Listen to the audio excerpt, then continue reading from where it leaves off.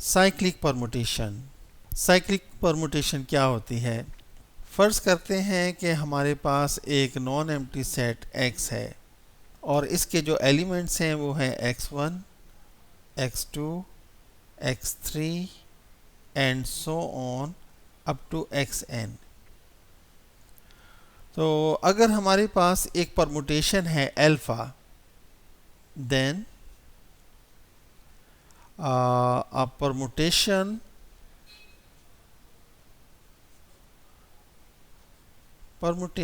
alpha is called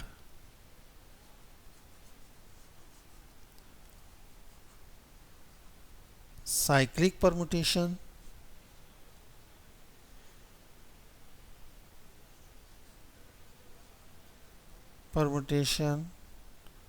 और cycle, या उसको साइक्लिक परमुटेशन कहेंगे या साइकिल कहेंगे, जिसकी length n। If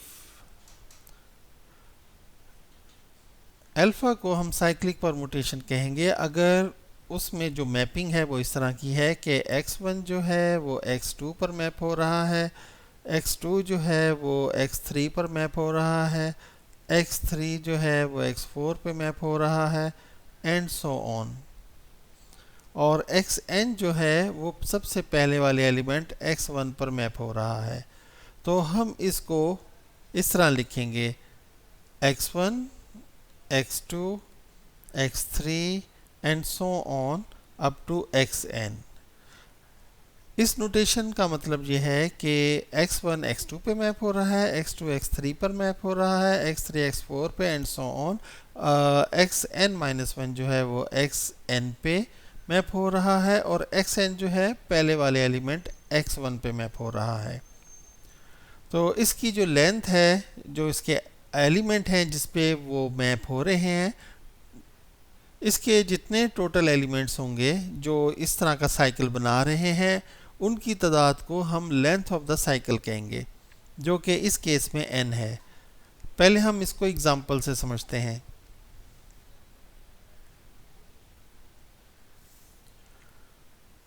for example, आपके पास एक परमुटेशन है, 1 जो है 2 पर मैप हो रहा है, 2 जो है वो 3 पर मैप हो रहा है, 3 जो है वो 4 पे मैप हो रहा है, और 4 जो है वो 5 पर मैप हो रहा है, और 5 जो है वो 1 पर मैप हो रहा है। यानी 1 2 पर, 2 3 पर, 3 4 पे, 4 5 पर और 5 1 पर मैप हो रहा है। इसको हम साइकिल की फॉर्म में इस तरह लिखेंगे 1 2 3 4 और 5। ये जो 5 है ये 1 पे मैप होगा। तो इसकी लेंथ क्या है? वो भी 5 है, क्योंकि नंबर ऑफ एलिमेंट्स जो मैप हो रहे हैं साइकिल्स की फॉर्म में वो 5 हैं। तो इसकी लेंथ क्या है? 5। अच्छा, बाज़ औक़ात ऐसा होता है कि टोटल नंबर ऑफ जो आपके पास एलिमेंट्स हैं, जैसे कि यहाँ पे 5 थे, ज़रूरी नहीं कि 5 के 5 एलिमेंट साइकिल बनाएं। ये भी हो सकता है कि 5 में से कुछ एलिमेंट साइकिल बनाएं और कुछ ना बनाएं। मिसाल के तौर पे हम इसको देख लेते हैं कि आपके पास एक परमुटेशन है, 1 2 पर मैप हो रहा है, 2 जो है 3 पर मैप हो रहा है, और 3 जो है वो 4 पे मैप हो रहा है, और 4 जो है 1 पर मैप हो रहा है, और 5 जो है वो 5 पर ही मैप हो रहा है। तो अब देखें, जो साइकिल बना रहे हैं वो 4 एलिमेंट्स हैं, 5th एलिमेंट जो है वो अपने ऊपर ही मैप हो रहा है। तो अब आप जब इसका साइकिल बनाएंगे तो वो हो जाएगा 1 2 पे मैप हो रहा है, 2 3 पे मैप हो रहा है, 3 4 पे, और 4 1 पे, और ये 5 अकेला। इसको आप ना लिखें तो भी ठीक है।